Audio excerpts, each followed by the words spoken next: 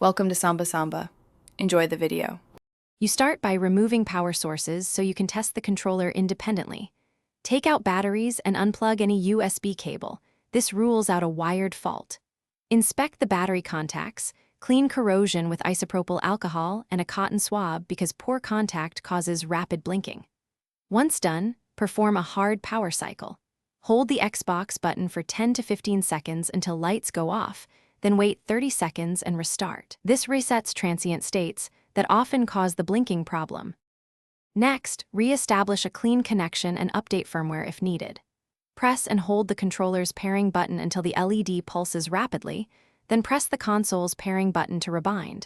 This addresses lost pairing states. If you can, connect the controller with a USB cable and check for firmware updates through the console or the Accessories app on Windows, because outdated firmware often causes unstable LEDs. If it stays steady wired, you've isolated a wireless or antenna issue. Keep following these diagnostic steps.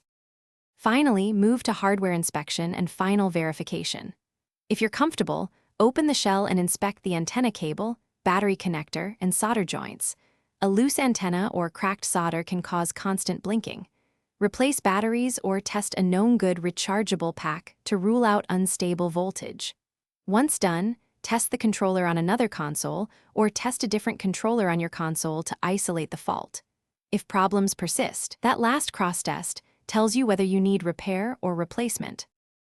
Thanks for watching. Consider subscribing if we helped you.